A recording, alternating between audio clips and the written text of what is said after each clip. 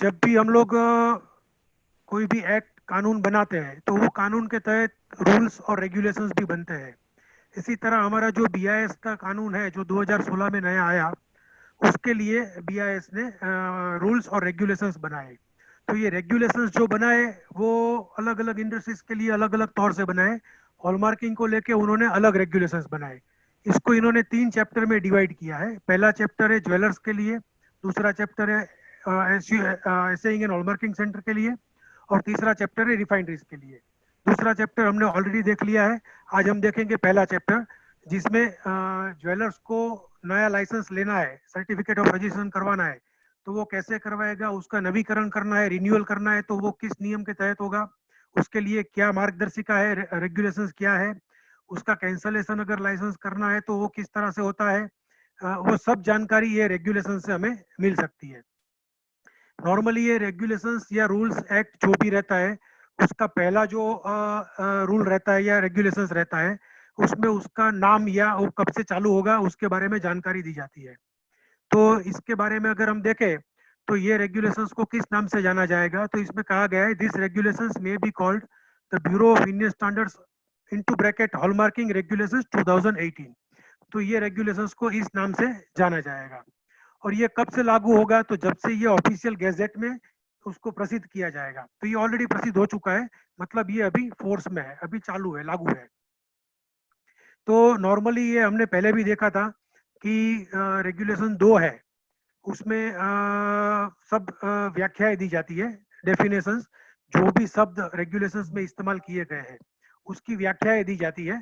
तो ये व्याख्याएं हम लोग देखेंगे इसमें जो दी गई है। एक्ट, एक्ट का मतलब रहेगा bureau of Indian standard act 2016। मतलब ये रेगुलेशन में जहां जहां एक्ट शब्द का इस्तेमाल हुआ है वहां वहां उसको ब्यूरो ऑफ बीआईएस एक्ट 2016 ऐसा समझा जाएगा। दूसरी डेफिनेशन है कैरेट की। कैरेट का मतलब है ratio between the mass of gold content and the total mass expressed in part पर 24।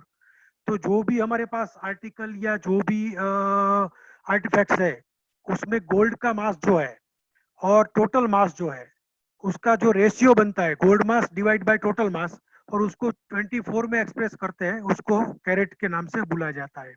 ये मास और वेट दोनों अलग अलग चीज है, ये बता दूं आपको। जो नॉर्मली साइंस के स्टूडेंट रहेंगे उसको मालूम रहेगा कि मास और वेट में क्या डिफरेंस है।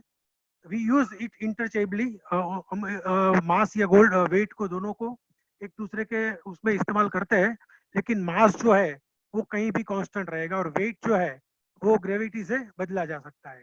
जहां जहां ग्रेविटी अलग रहेगी वहां पे वेट अलग आएगा। तो ये मास के हिसाब से इसको गिना जाएगा। तीसरी डेफिनेशन है फाइननेस की। फाइननेस का डेफिनेशन है ये जो ऊपर का रेशियो है उसको 24 में एक्सप्रेस किया उसको कैरेट बोलेंगे। उसी रेशियो को हम पार्ट्स पर 1000 में एक्सप्रेस करेंगे तो उसको हम फाइननेस कहेंगे, उसको फाइननेस के नाम से पुकारा जाएगा। रूल्स का मतलब है ब्यूरो ऑफ इंडियन स्टैंडर्ड्स के रूल 2017। ये अभी चेंज हो गया है, रूल्स 2018 में भी नए आ गए हैं, तो रूल 2018 गिना जाएगा। Schedule means schedule annex to this regulation. इस रेगुलेशन में बहुत सारे शेड्यूल दिए गए हैं, तो वो शेड्यूल जहां जहां शेड्यूल लिखा है तो इस रेगुलेशन के एनेक्सचर में जो भी शेड्यूल दिए गए वो है, ऐसा अर्थ हमें निकालना है। The words and expression used herein and not defined but defined in the act shall have the same meaning as assigned to them in act. जो भी शब्द और एक्सप्रेशंस यहाँ पे नहीं डिफाइन किए गए हैं लेकिन एक्ट में डिफाइन किए गए हैं, उसका वही मतलब रहेगा जो उसको एक्ट में दिया गया है।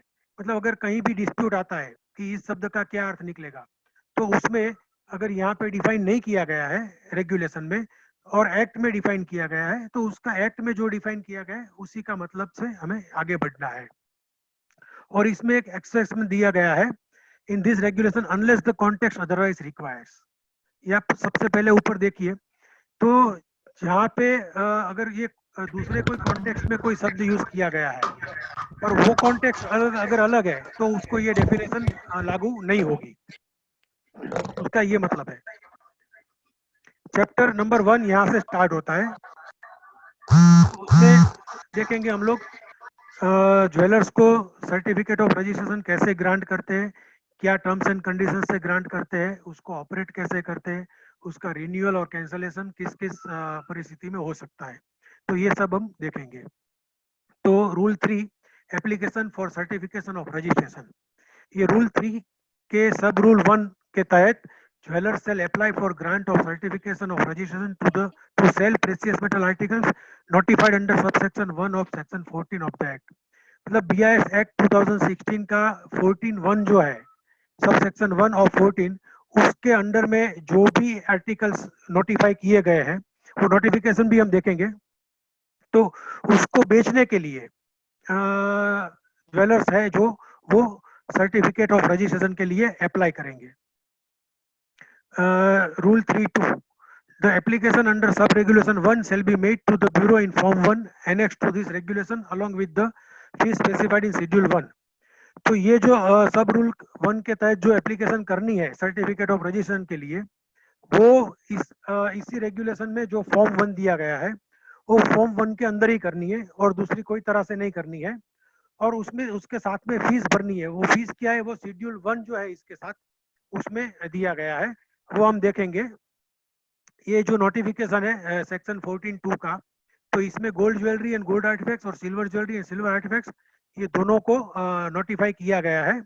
तो ये जो नोटिफिकेशन है वो 2016 में के एक्ट के तहत आ गया है। तो ये अगर बेचने के लिए हमें सर्टिफिकेट ऑफ रजिस्ट्रेशन की अप्लाई करना है, तो वो रूल 3(1) के तहत कर सकते हैं। और ये है रजिस्ट्रेशन की फीस। फीस है एप्लीकेशन फीस 2000, वो हर एप्लीकेशन के साथ पे करनी होती है।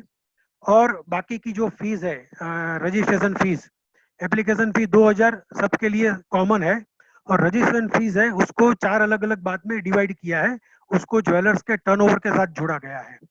जो ज्वेलर्स का टर्नओवर 5 करोड़ से कम है सालाना, तो उसकी फी 5 साल के लिए 7500 रहेगी। जिसका टर्नओवर 5 करोड़ से 25 करोड़ के बीच में है, तो उसकी सालाना फी 5 साल की फीस 15,000 रुपये है। और जिसका 25 करोड़ से ऊपर टर्नओवर है और 100 करोड़ से कम है, उसकी 40,000, और 100 करोड़ से ज्यादा टर्नओवर वालों की फीस है 80,000 रुपये। इसके साथ 2000 जोड़ के आगे बढ़ना है हमें। 2000 है वो एप्लीकेशन फीस है। रेगुलेशन 3(3), ये एप्लीकेशन जो है, वो जो भी एप्लीकेशन करता है, जो भी ज्वेलर, उसको साइन करनी है, या तो उसने जिस आदमी को, जिस व्यक्ति को इस साइन करने के लिए अधिकार दिया है, ऑथोराइज किया है, वो इस एप्लीकेशन को साइन करेगा। ये एप्लीकेशन है, उसको सेल्फ सर्टिफाइड कॉपीज जो है उसमें साथ में अटैच करनी है। तो वो कॉपीज कौन सी अटैच करनी है, तो एक तो जो भी हमारी पेडी है, फर्म है या कंपनी है, तो उसकी स्थापना कब हुई, उसका एक हमें आधार देना है। और जो हमारा एड्रेस है प्रीमाइसिस का, उसका भी एक आधार देना है। और जो साइन करने वाला है, रजिस्टर्ड द ज्वेलर्स जो अप्लाई करता है वो, या उसका ऑथोराइज पर्सन, तो उसका जो आइडेंटिटी है उसका प्रूफ एक देना है। इसके अलावा उसको एक नक्शा बना के देना है, मैप देना है, जिसमें नजदीकी जो लैंडमार्क है, वहां से वो जो प्रीमाइसिस के लिए अप्लाई कर रहा है, वो प्रीमाइसिस का लोकेशन का कैसे आता है, वो उसमें दिखाना है। और उसका सालाना जो टर्नओवर है, उसका प्रूफ भी देना है उसको। तो सालाना टर्नओवर के प्रूफ की क्या जरूरत है, क्योंकि हमारी जो रजिस्ट्रेशन फीस है वो सालाना टर्नओवर से जुड़ी हुई है, इसलिए ये देने की जरूरत पड़ती है। ये एप्लीकेशन अगर जो ये रिक्विजिट फी उसकी दी गई है, वो फीस के साथ अगर नहीं भेजते हैं, तो उसको रिजेक्ट किया जा सकता है। वो एप्लीकेशन जैसे ही हम देंगे, तो उसको वो एक्नोलॉजमेंट हमको करेंगे। अगर ये रूल 4 में जो डॉक्यूमेंट्स दिखाए है, तो ब्यूरो है वो हमारे पास डॉक्यूमेंट्स की मांग कर सकता है, या तो दूसरी सप्लीमेंट्री इंफॉर्मेशन है, कोई माहिती जो उसमें बाकी रहती है, तो उसको वो हमारे पास मांग करेगा। ब्यूरो हमारी एप्लीकेशन आने के बाद में जो अगर उसको जरूरत पड़ी तो कोई भी स्पष्टीकरण के लिए, स्पष्टीकरण के हेतु सर कोई भी सूचना मांगी या कोई भी डॉक्यूमेंट्स वो हमारे पास से मांग सकते हैं।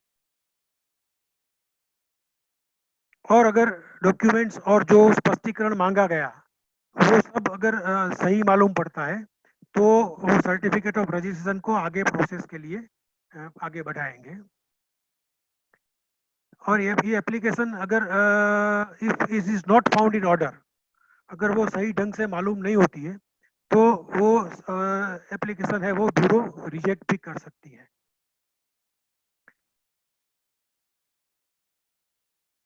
ये अगर एप्लीकेशन जब भी रिजेक्ट होती है तो रिजेक्ट होने के बाद में वो ब्यूरो एप्लीकेंट को इन्फॉर्म करता है कि आपकी एप्लीकेशन इस वजह से हम लोग ने रिजेक्ट की है। तो अगर ऐसी कोई रिजेक्शन की हमें सूचना मिलती है तो उसके 14 दिन के अंदर ही हमें डिटेल रिप्लाई उसको विथ नेसेसरी डॉक्यूमेंट्स सबमिट करना है बीआईएस के पास। अगर वो हम सबमिट कर देते हैं और वो हमारा डॉक्यूमेंट्स और हमारा जो एक्सप्लेनेशन है तो वो अगर ब्यूरो को सही लगता है तो फिर वो एप्लीकेशन हमारी फिर से रिवाइव हो सकती है और फिर से वो आगे प्रोसेस कर सकते हैं। तो ये जो एप्लीकेशन है वो हमें राइटिंग में ब्यूरो हमें इन्फॉर्म करेगा कि आपकी एप्लीकेशन हम रिजेक्ट कर रही है। और ये अगर हमारी एप्लीकेशन रिजेक्ट हो जाती है तो उसके लिए जो एप्लीकेशन फीस जो 2000 रुपये है वो रिफंडेबल नहीं होगी।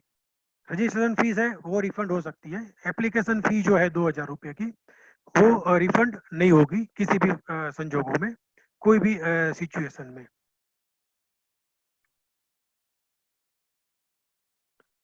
और ये ब्यूरो हमें सर्टिफिकेट ऑफ रजिस्ट्रेशन ग्रांट कर सकता है अगर हमारी एप्लीकेशन सही ढंग से मालूम होती है।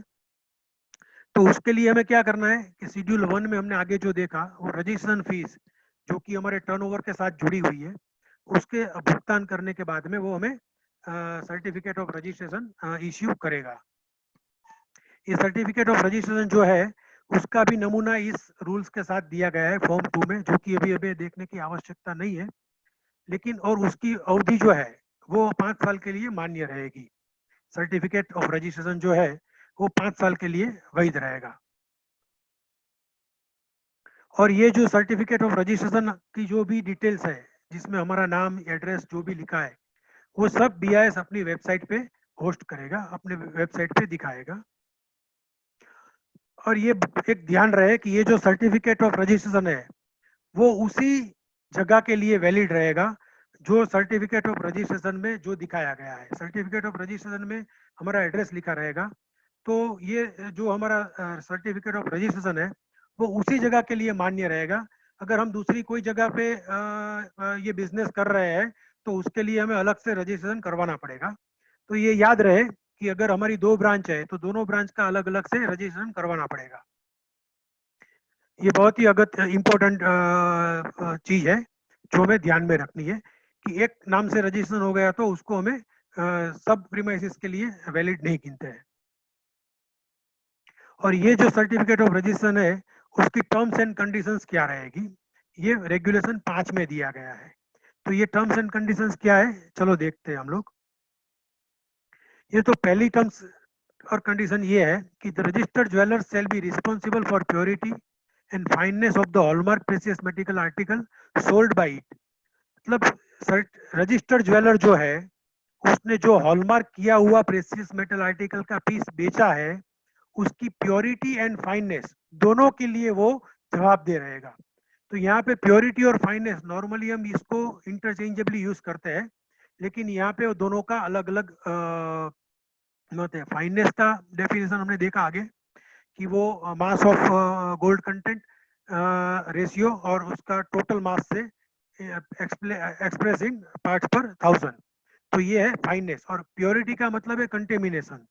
अगर हमारे ये आर्टिकल्स में कोई भी कंटेमिनेशन है जैसे कि केडीएम है या पीजीएम मेटल का कोई भी ग्रुप है, प्लेटिनम ग्रुप का कोई मेटल का कोई भी अगर कंटेंट है अंदर तो वो इम्प्योर गिना जाएगा, उसको प्योरिटी के लिए वो सही नहीं है ऐसा गिना जाएगा। तो प्योरिटी का मतलब यहाँ पे हमें ये कंटेमिनेशन से लेना है।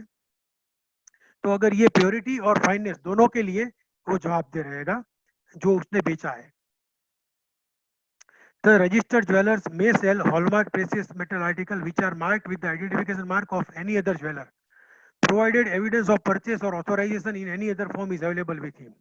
तो ये जो रजिस्टर्ड ज्वेलर है वो किसी और ज्वेलर का हॉलमार्क किया हुआ प्रेसियस मेटल आर्टिकल बेच सकता है, लेकिन उसमें एक शर्त दी गई है कि वो अगर, इसके लिए शर्त क्या है, शर्त ये है कि वो उसने वहां से परचेस किया हुआ होना चाहिए, या तो वो बेचने के लिए उसको अथॉरिटी होनी चाहिए जो किसी भी फॉर्म में उसके पास रहनी चाहिए।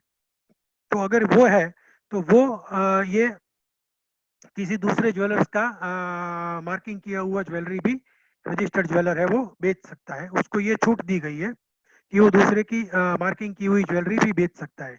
लेकिन वो जो सेल करता है, ये टर्म्स कंडीशंस पहले देखिए आप, वो सेल करता है उसकी प्योरिटी और फाइननेस के लिए सिर्फ वही जवाबदार रहेगा, जिसके पास से परचेस की वो जवाबदार नहीं रहेगा, क्योंकि उसने बेची है, सोल्ड बाय इट, जिसने बेचा है उसी की जवाबदेही बनेगी। Registered jeweler getting the article hallmark shall be responsible for purity and fineness of such article। तो ये जो और दूसरा ये है कि जो भी रजिस्टर्ड ज्वेलर ये आर्टिकल्स को हॉलमार्क करवाता है वो भी इस आर्टिकल की प्योरिटी और फाइननेस के लिए जवाबदेही बनेगा। मतलब जो भी ज्वेलर अपना आर्टिकल हॉलमार्क करने के लिए भेजता है तो वो उस प्योरिटी और फाइननेस दोनों के लिए वो भी जवाबदेही बनेगा। और उसके पास से दूसरे ज्वेलर ने ली तो वो दूसरा ज्वेलर बेचता है तो वो भी, दोनों की जवाबदारी आ जाएगी इसमें, इसका ये मतलब होता है। और registered jeweller who makes the sale shall be liable to pay compensation for any shortage in purity or fineness as per rules। तो रूल्स में जो भी कंपनसेशन का रूल्स जो बनाया है, जो प्योरिटी में शॉर्टेज आती है या फाइननेस में शॉर्टेज आती है, तो वो उसका जो कंपनसेशन देना होता है कस्टमर को, वो जो है वो जो ज्वेलर, जो रजिस्टर्ड ज्वेलर जिसने सेल किया है, जिसने बिक्री की है, वही उसका भुगतान करेगा, वो कंपनसेशन वही भरेगा। और अपने प्रीमाइसिस में कभी कहीं चेंज होता है, समझो प्रीमाइसिस चेंज करते हैं, या तो मैनेजमेंट चेंज होता है, प्रोप्राइटरी कंसर्न है उसमें से पार्टनरशिप बनता है या पार्टनर्स में से प्रोप्राइटरशिप बनता है, तो ऐसे संजोगों में जो रजिस्टर्ड ज्वेलर है उसको बीआईएस को इसकी हिदायत देनी होती है, इन्फॉर्म करना होता है कि हमारे मैनेजमेंट में ये चेंज हुआ है या हमारे प्रीमाइसिस में ये चेंज हुआ है। Registered jewelers shall get the precious metal article hallmark as per the relevant Indian standard from an assaying and hallmarking center recognized by the bureau। इसका बहुत वाइड मीनिंग होता है कि जो भी रजिस्टर्ड ज्वेलर है वो अपने प्रेसियस मेटल आर्टिकल को हॉलमार्क करवाएगा रिलेवेंट इंडियन स्टैंडर्ड के हिसाब से। तो उसको ये जो गोल्ड के ज्वेलरी है तो उसका जो रिलेवेंट स्टैंडर्ड है वो है IS 1417 और सिल्वर का है 2112, उसके हिसाब से वो हॉलमार्क करवाना है उसे। और वो कहाँ से करवाएगा, जो हॉलमार्किंग सेंटर ब्यूरो से रिकॉग्नाइज हुआ है ऐसे से करवाना है, वो उसकी जवाबदारी है। अगर वो दूसरे किसी जगह से करवाता है जो रिकॉग्नाइज नहीं है, या अगर हॉलमार्किंग सेंटर सस्पेंशन में है या उसका लाइसेंस कैंसिल हुआ है, तो भी वो भी रिकॉग्नाइज नहीं गिना जाएगा। और उस संजोगों में ये ज्वेलर की जिम्मेदारी बनती है कि वो चेक करे कि वो जहां भी अपना हॉलमार्क करने के लिए प्रेसियस मेटल आर्टिकल भेज रहा है वो हॉलमार्किंग सेंटर रिकॉग्नाइज है और सस्पेंडेड नहीं है या कैंसिल नहीं हुआ है, ये देखने की जवाबदारी रजिस्टर्ड ज्वेलर की बनती है। The registered jeweler shall submit the precious metal article to the assaying hallmarking center with a request for hallmarking in writing for each consignment and a copy of each of the request shall be maintained by him। तो registered jeweller है उसकी एक और जवाबदारी है कि वो assaying and hallmarking centre को लिखित स्वरूप में एक रिक्वेस्ट देगा कि हमारे ये प्रेसियस मेटल आर्टिकल है उसको आप हॉलमार्क करके हमें दीजिए हर कंसाइनमेंट के लिए, और उसकी एक कॉपी वो अपने पास भी रखेगा, वो उसको मेंटेन करनी है। जो ये राइटिंग में जो सबमिट करेगा रूल 7 में जो हमने देखा 5(7) में, तो उस जो राइटिंग में देगा उसमें उसको क्या क्या चीज लिख के देनी है, तो उसको प्रेसियस मेटल आर्टिकल है उसमें रजिस्टर्ड ज्वेलर को खुद का नाम जो रजिस्टर करवाए वो, उसका एड्रेस और उसका जो सर्टिफिकेट ऑफ रजिस्ट्रेशन का जो नंबर है, और उसने जो भी आइडेंटिफिकेशन मार्क रजिस्टर करवाया है बीआईएस में, और उसका आर्टिकल का टाइप क्या है, मतलब चेन है या नेकलेस है या कान चेन है, जो भी है वो अलग अलग लिखना है उसको। या तो उसका ग्रुप, मतलब 10 रिंग तो rings 10, overall weight of consignment, declared purity उसकी जो भी है वो भी लिखनी है, नंबर ऑफ आर्टिकल्स मतलब कितने पीसीस है वो भी लिखने हैं, और वो उसकी डिक्लेयर्ड प्योरिटी मतलब वो कितनी प्योरिटी है, 916 है, 750 है, 875 है, क्या है वो लिखनी है पूरे ग्रुप के लिए या सब अलग अलग आर्टिकल के लिए। और उसका कंसाइनमेंट का टोटल वेट भी उसको लिखना है, और उसको साइन करना है तारीख डाल के। साइन किसको करना है, उसका ऑथोराइज रिप्रेजेंटेटिव जो है ज्वेलर का, उसको इसको साइन करना है ये रिक्वेस्ट को, ये राइटिंग में देनी है उसको हमें, ये हमें मांगनी नहीं है हॉलमार्क सेंटर वालों ने, ये ज्वेलर को खुद देनी है। ये उसकी जिम्मेदारी बनती है कि वो उसे हॉलमार्किंग सेंटर में राइटिंग में रिक्वेस्ट भेजे, उसकी कॉपी भी उसको रखनी है। ये एक और ज्वेलर्स की जिम्मेदारी बनती है कि registered jeweller shall declare the name and signature of his representative who shall be authorised to submit request for hallmarking to the assigning and hallmarking centre. तब उसका ऑथोराइज रिप्रेजेंटेटिव जो है, जो हॉलमार्किंग की रिक्वेस्ट सबमिट करेगा, उसका नाम और उसकी सिग्नेचर की इत्तला उसको असाइनिंग एंड हॉलमार्किंग सेंटर को पहले से करनी है। वो इत्तला ज्वेलर्स को खुद को करनी है कि भाई हमारी ओर से हमारा ये बंदा है, उसका ये नाम है और उसकी ये सिग्नेचर है, वो हमारे जो हॉलमार्किंग की रिक्वेस्ट है उसके ऊपर साइन करेगा और वही आपको देगा, और ये उसकी सिग्नेचर ये है। तो ये उसको रजिस्टर्ड ज्वेलर की जिम्मेदारी बनती है। Registered jeweller shall pay hallmarking fee to the assigning hallmarking centre as specified in schedule 4। इस रेगुलेशन का शेड्यूल 4 जो है उसमें जो भी स्पेसिफाई की गई है ऐसी फी जो है वो registered jeweller hallmarking centre assigning and hallmarking centre को पे करेगा। वो डायरेक्ट बीआईएस को पे नहीं करनी है, उसको उसको असाइनिंग एंड हॉलमार्किंग सेंटर को ही पे करनी है। और वो फीस क्या है वो देखते हैं। Hallmarking fees for gold articles payable to recognized ANC by jewelers shall be ₹35 पर आर्टिकल। मतलब हॉलमार्किंग अगर गोल्ड के लिए है तो वो 35 रुपया पर पीस, या तो मिनिमम कंसाइनमेंट के लिए 200 रुपये। एक कंसाइनमेंट में समझो 6 से कम आर्टिकल भी है तो वो 200 रुपया मिनिमम उसका उसको देना है। और hallmarking fees for silver articles 25 रुपया पर पीस, और मिनिमम कंसाइनमेंट के लिए 150 रुपया उसको देने हैं। तो ये फीस ज्वेलर को हॉलमार्किंग सेंटर को देनी है।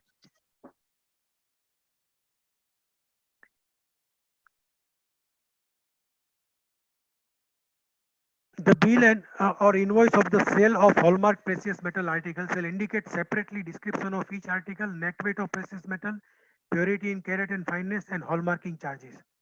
तो हॉलमार्क कर किए हुए प्रेसियस मेटल आर्टिकल का बिक्री का जो बिल है, इनवॉइस है, उसमें कुछ चीजें मेंशन करनी है ज्वेलर्स को। वो क्या है, तो ईच आर्टिकल का सेपरेट डिस्क्रिप्शन, मतलब हर एक आर्टिकल जो है उसका उसका अलग से विवरण देना है, और उसमें प्रेसियस मेटल का नेट वेट क्या है वो उसको लिखना है, और उसकी जो प्योरिटी है वो कैरेट और फाइननेस दोनों में दर्शानी है। मतलब 24 पार्ट्स पर पार्ट्स में और 1000 पार्ट्स पर 1000 में पीपीटी में। और हॉलमार्किंग चार्ज कितना है ये भी ज्वेलर को दिखाना है। अपने इनवॉइस के अंदर ये उसको लिखना है कि इसमें हॉलमार्किंग चार्ज ये है। समझो हॉलमार्किंग चार्ज वो अलग से नहीं ले रहा है तो उसको अंदर ये रिमार्क लिखना है इनवॉइस में कि ये जो हमारा लेबर चार्जेस या जो भी अलग चार्जेस है उसमें हॉलमार्किंग के 35 रुपये 35 वो मेंशन करना जरूरी है। हॉलमार्किंग चार्ज इंक्लूडेड है ऐसा लिखना है उसको। तो ये बहुत जरूरी है कि हॉलमार्किंग चार्ज 35 है। वो गवर्नमेंट ये चाहती है कि कस्टमर को पता चले कि हॉलमार्किंग के चार्ज 35 रुपये ही है, उससे ज्यादा नहीं है। तो ये बहुत जरूरी है, और ये सेल के इनवॉइस में भी हर ज्वेलर को लिखना है। और net weight of precious metal भी लिखना है। तो समझो कोई भी आइटम है जो उसमें डायमंड या ऐसा कुछ ट्रेड किया गया है तो उसमें नेट वेट जो है प्रेसियस मेटल का वो भी उनको लिखना है। और ये जो भी स्टैंडर्ड 1417 या 2113 या 12, उसमें अगर कोई भी अमेंडमेंट करती है गवर्नमेंट बीआईएस या उसको रिवाइज करती है, तो ये टर्म्स एंड कंडीशंस में बताया गया है कि ये बीआईएस है उसको लागू करने के पहले 30 दिन पहले रजिस्टर्ड ज्वेलर को एक नोटिस देगी कि हम ये चेंज कर रहे हैं और ये अभी 30 दिन के बाद लागू होगा। तो ये बीआईएस की जिम्मेदारी बनती है और ये लेकिन टर्म्स और कंडीशंस में इसका उल्लेख किया गया है। ये रजिस्टर्ड ज्वेलर्स को और मेंटेन करना है। क्या मेंटेन करना है? तो हॉलमार्किंग के लिए जो रिक्वेस्ट हॉलमार्किंग सेंटर को दी उसकी कॉपीज, उसका रिकॉर्ड मेंटेन करना है। फिर हॉलमार्क सेंटर से उसको जो भी इनवॉइस या बिल इश्यू किए जाते हैं हॉलमार्किंग चार्जेस के लिए, वो बिल और वो इनवॉइस उसकी कॉपीज। फिर उसने जो भी सेल किए हैं हॉलमार्क आर्टिकल, उसका इनवॉइस और उसका बिल, या उसने हॉलमार्क किए हुए आर्टिकल किसी ज्वेलर से परचेस किए, जैसे हमने आगे देखा कि उसको ये दूसरे ज्वेलर्स का मार्क किया हुआ भी वो बेच सकता है, तो उसको जो परचेस किया है वो परचेस किया हुआ इनवॉइस वो भी उसको रखना है। वो कब तक रखना है? तो वो 5 साल के लिए रखना है। या तो दो डिसीजन दिए गए, उसमें दो मुद्दत दी गई है, 5 साल, या तो वो जो पीस है जो हॉलमार्क किया है उसकी अगर बिक्री नहीं हो जाती, दो में से जो दिया लंबा है वो, मतलब आज एक पीस एक ज्वेलर से हमने खरीद किया, तो वो जब तक हमारे स्टॉक में है तब तक हमें उसका जो परचेस बिल है वो हमारे पास रखना है।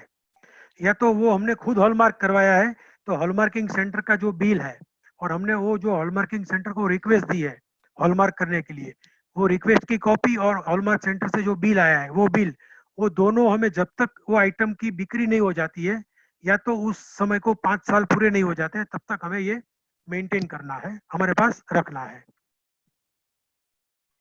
और एक कंडीशन है कि बीआईएस का कोई ऑथोराइज रिप्रेजेंटेटिव जो है वो ज्वेलर के आउटलेट पे इंस्पेक्शन करने के लिए आता है, तो वो उसको कोऑपरेट करेगा। किस किस जगह पे कोऑपरेट करेगा? तो उसका आनुषंगिक रिलेवेंट रिकॉर्ड्स जो है वो उनको उनको दिखाएगा, वो प्रोड्यूस करेगा। या वो जो सैंपल ड्रॉ करता है उनके वहां से टेस्टिंग के लिए, तो वो सैंपल ड्रॉ करने के लिए उसको कोऑपरेट करेगा। या तो अगर उसको कोई कंप्लेन मिली है उसके लिए, या सर्वेलेंस के काम में वो आया है, तो वो दोनों काम के तहत अगर वो कोई रिकॉर्ड मांगता है तो रिकॉर्ड वो प्रोड्यूस करेगा, या सैंपल चाहता है तो सैंपल भी उसको लेने देगा। वो दोनों चीज के लिए उसको कोऑपरेट करेगा जो ब्यूरो का रिप्रेजेंटेटिव है उसको। The registered jeweler shall display prominently in the sales outlet the original certificate of registration issued by the Bureau of Sale। हाँ, तो ये क्या है कि जो रजिस्टर्ड ज्वेलर है उसको जो ओरिजिनल रजिस्ट्रेशन सर्टिफिकेट ब्यूरो ने इश्यू किया है, वो जिस तरह अभी जो ज्वेलर्स है वो अपना फॉर्म सी जो म्यूनसिपैलिटी का रजिस्ट्रेशन है, या तो उसका जो वजन का जो बैलेंस है वो बैलेंस का रजिस्ट्रेशन सर्टिफिकेट है वो, या वेट का जीएसटी का जो सर्टिफिकेट है वो प्रोमिनेंट जगह पे डिस्प्ले करते हैं। इसी तरह ये जो सर्टिफिकेट है बीआईएस का रजिस्ट्रेशन का, वो भी उसे प्रोमिनेंट जगह पे, मतलब जहां से सबको दिखाई दे ऐसी प्रोमिनेंट जगह पे वो डिस्प्ले करना है। इसके साथ other display requirements as stipulated by the bureau, मतलब ब्यूरो से जो भी स्टिपुलेट किया जाए, जो भी दर्शाया जाए, वो जो डिस्प्ले की रिक्वायरमेंट है वो सबके साथ में उसको ये डिस्प्ले करना है।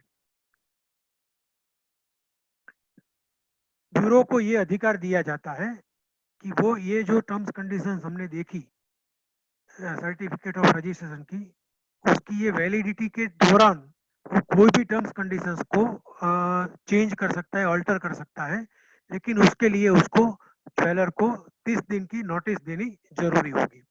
ये भी एक कंडीशन रखी गई है। इस कंडीशन के तहत उसको सर्टिफिकेट ऑफ रजिस्ट्रेशन ज्वेलर को मिलता है। और ये जो भी 16 तक की कंडीशन हमने देखी, वो कोई भी कंडीशंस का वायोलेशन अगर होता है तो वो वायोलेशन है तो उसकी वजह से सर्टिफिकेट ऑफ रजिस्ट्रेशन है वो कैंसिल हो सकता है। ये भी एक कंडीशन है, ये भी एक शर्त है जिसके अंदर आपको सर्टिफिकेट ऑफ रजिस्ट्रेशन दिया गया है। अभी रिन्यूअल का पार्ट आता है ये थी हमें अगर सर्टिफिकेट ऑफ रजिस्ट्रेशन जो मिलता है उसकी टर्म्स एंड कंडीशंस, ये टर्म्स एंड कंडीशंस से ही हमको ये सर्टिफिकेट हमारा रजिस्ट्रेशन होता है। अभी रिन्यूअल कैसे करते हैं, तो फॉर्म 3 इस एनेक्सचर में दिया गया है। वो फॉर्म 3 भर के उसकी शेड्यूल 1 में हमने जो आगे फी देखी, वो फीस के साथ उसका जो वैलिडिटी सर्टिफिकेट है वो एक्सपायर जब होने वाला होता है उसके 30 दिन पहले, before 30 days of expiry of the validity of certificate of registration, 30 दिन पहले उसको फॉर्म 3 में एक एप्लीकेशन करनी है BIS को with fees specified in schedule 1। Schedule 1 में हमने जो फीस देखी वो फीस के साथ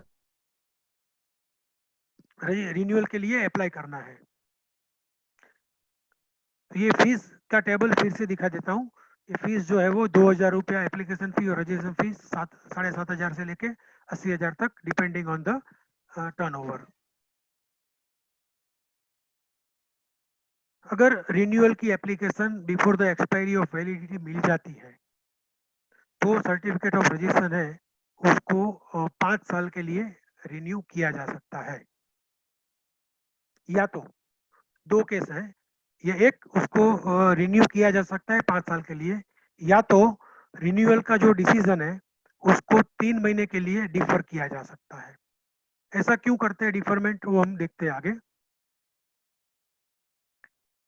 अगर ये सर्टिफिकेट ऑफ रजिस्ट्रेशन जो है वो रद्द करने के लिए विचाराधीन है, कंसीडर फॉर कैंसलेशन, या तो नॉन रिन्यूअल के लिए विचाराधीन है, तो ये जो है वो रिन्यूअल करने के लिए 3 महीने का डिफरमेंट करते हैं। और ये ऐसा डिफर अगर करते हैं तो ब्यूरो जो है वो रजिस्टर्ड ज्वेलर को राइटिंग में इन्फॉर्म करेगी, और वो इन्फॉर्म करेगी, उसमें उसको इंस्ट्रक्शन भी दी जाएगी कि अभी हॉलमार्क किए हुए पीस को आप बिक्री ना करें और नए किसी प्रेशियस मेटल आर्टिकल को हॉलमार्क ना करवाएं।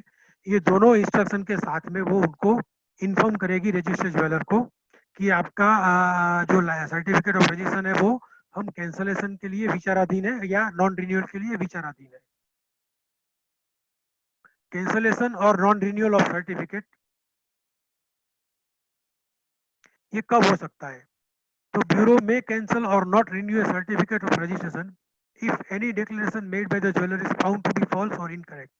तो ज्वेलर्स ने जो भी डिक्लेरेशन दिया है वो अगर गलत पाया जाता है, फॉल्स या इनकरेक्ट पाया जाता है, तो इस परिस्थिति में वो BIS है वो सर्टिफिकेट ऑफ रजिस्ट्रेशन कैंसिल कर सकते हैं या रिन्यू करने से मना कर सकती है।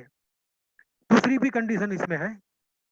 दूसरी कंडीशन क्या है कि जो भी टर्म्स कंडीशंस हमने देखी 17 की 17, उसमें से किसी का भी वायोलेशन हुआ है तो वो वायोलेशन ध्यान में आते हुए ये रिन्यू करने के लिए मना कर सकती है या कैंसिल कर सकती है।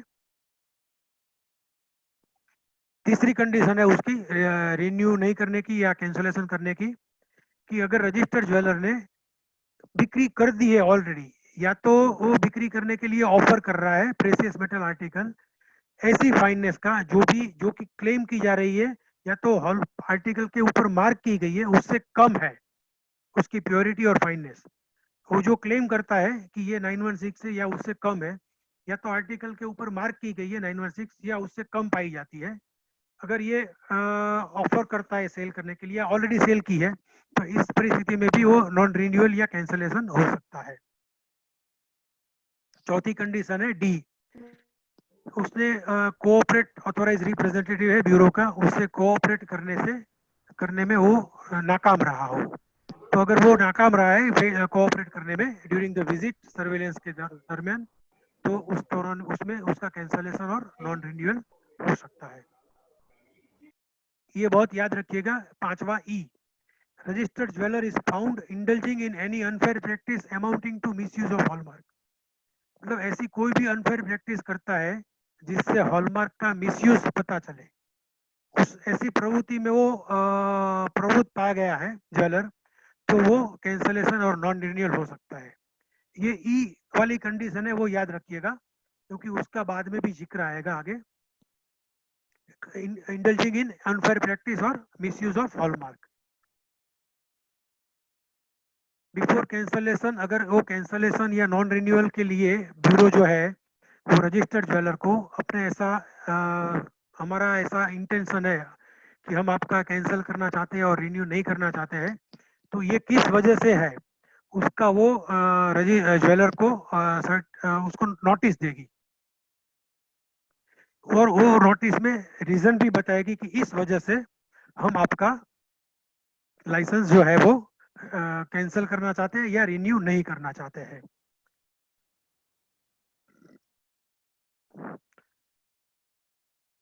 In case of notice is issued for cancellation of non-renewal of certificate of resident due to reason given at clause E of subsection 1, the registered jeweler shall be instructed to stop।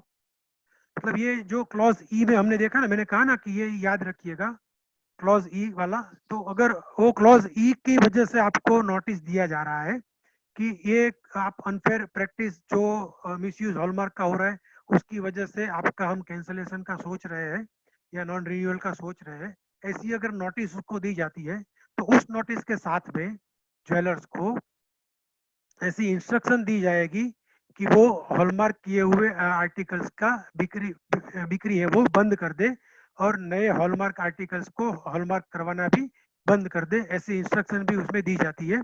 अगर वो reason ई वाला है तो दूसरे reason में ये stop वाला clause नहीं आएगा। तो ऐसी अगर नोटिस ज्वेलर को मिलती है तो वो उसका एक्सप्लेनेशन ब्यूरो को 14 दिन के अंदर दे देगा। 14 दिन के अंदर उस जो नोटिस उसको जो तारीख के मिलती है, डेट ऑफ नोटिस नहीं देखना है, उसको जिस तारीख को मिलती है उस तारीख से 14 दिन, मतलब पहली तारीख को मिली तो 15 तारीख तक 14 दिन के अंदर उसको उसका जो एक्सप्लेनेशन है कि हमारा भाई ये गलती नहीं है, इस वजह से ये हुआ है, जो भी है उसका वो एक्सप्लेनेशन उनको दे देना है विद इन 14 डेज। तो ऐसा जो एक्सप्लेनेशन जब दिया जाता है तो ब्यूरो जो है उसको कंसीडर करेगा, या तो उसको पर्सनल हियरिंग देगा, उसको रूबरू में बुला के उसको उसकी सुनवाई करेगा, किसकी, रजिस्टर्ड ज्वेलर की या उसके अधिकृत रिप्रेजेंटेटिव की, जो भी किस्सा है वो एज द केस में बी, वो उसका रजिस्टर्ड ज्वेलर का या उसके नियुक्त किए गए रिप्रेजेंटेटिव को पर्सनल हियरिंग भी देगी एक्सप्लेनेशन सबमिट होने के बाद में। और एक उसमें है कि in case of compounding of the offence the certificate shall not be processed for the cancellation. अगर कंपाउंडिंग ऑफेंस का ये जो भी ऑफेंस हुआ है ज्वेलर का उसको कंपाउंडिंग के लिए जाता है। कंपाउंडिंग मतलब सेटलमेंट, सेटलमेंट मतलब अगर वो उसका अभी रूल्स बनाए हैं कि किस का, और ये जब पहला गुना बनता है तभी कंपाउंडिंग हो सकता है, वरना कंपाउंडिंग नहीं होता है। तो अगर कंपाउंडिंग के लिए कोई अप्लाई करता है ज्वेलर्स तो वो कैंसलेशन के लिए उसका सर्टिफिकेट है वो प्रोसेस नहीं किया जाएगा, उसको उतनी राहत मिलेगी। और अगर कोई एक्सप्लेनेशन 14 दिन के अंदर सबमिट नहीं करते हैं तो भी ब्यूरो जो है वो नोटिस का ये जो पीरियड है 14 दिन का वो एक्सपायर होने के बाद में सर्टिफिकेट ऑफ रजिस्ट्रेशन है उसको कैंसिल कर देगी। मतलब 14 दिन के अंदर एक्सप्लेनेशन देना जरूरी है। एक्सप्लेनेशन देने के बाद में भी वो 14 दिन के बाद सुनवाई करेंगे, सुनवाई करने के बाद में भी वो हमें कैंसलेशन का ऑर्डर आ सकता है, ये भी पॉसिबल है। तो ये उसके लिए where a certificate of registration has been cancelled or not renewed, the jeweler shall stop the sale of hallmark precious metal article and stop getting precious metal article hallmark from any assaying and hallmarking center, notwithstanding the pendency of appeal under section 34 of the act। मतलब ये जो मैंने बताया कि 14 दिन के अंदर हमने जवाब दाखिल कर दिया, वो जवाब सुनने के बाद में भी अधिकारी ने बोल दिया कि नहीं भाई ये आपका कैंसल भी होता है सर्टिफिकेट, ये आपका जो एक्सप्लेनेशन है वो कुछ मायने नहीं रखता है या वो वैलिड नहीं है और आपका सर्टिफिकेट ऑफ रजिस्ट्रेशन है वो मैं कैंसिल कर रहा हूँ, तो उसके सामने 34 सेक्शन के तहत डीजी के सामने अपील कर सकते हैं। वो अपील हमारी समझो पेंडिंग है, लेकिन वो पेंडेंसी के दरमियान भी हमें प्रेसियस मेटल आर्टिकल को हम बेच नहीं सकते, सेल उसको स्टॉप करना है, stop the sale of hallmark precious metal article, और उसको ऐसे ही हॉलमार्किंग सेंटर से हॉलमार्क करवाने से भी हमें मनाही हो जाती है, वो हमें नहीं करना है। अगर हमारी अपील पेंडिंग है तब भी, ऐसा नहीं है कि अपील की है तो हमको बेचने की छूट मिल गई है या तो वो हम हॉलमार्क करवा सकते हैं नया, वो भी नहीं करवा सकते। ये फिर से आ गया सब क्लॉज ई, अनफेयर प्रैक्टिस, जिससे हॉलमार्किंग में इफेक्ट आती है।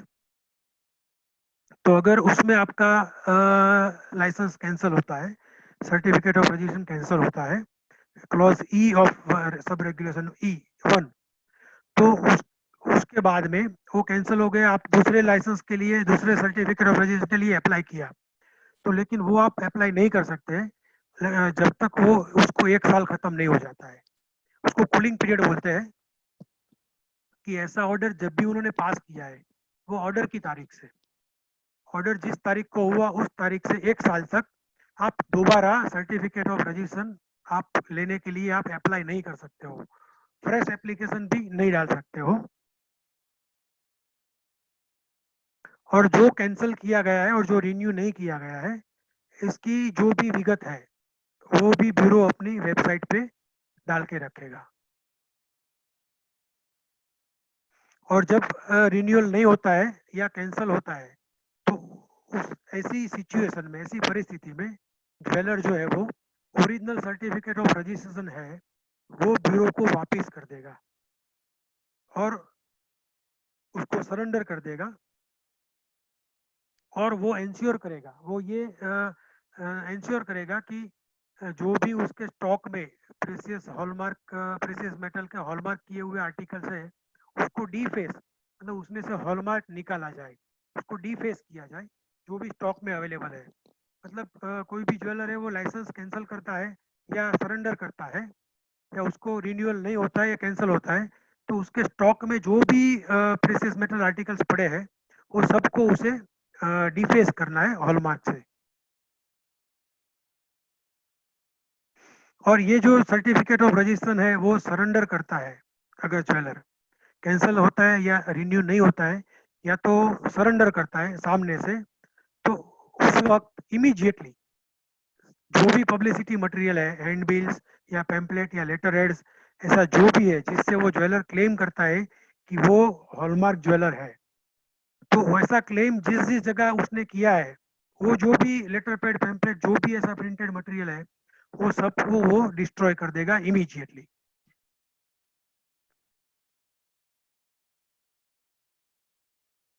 इसी तरह ये जो कूलिंग पीरियड हमने देखा 1E, रूल सब रूल 1E के तहत अगर कैंसलेशन होता है तो उसके अंदर अगर एक कूलिंग पीरियड है।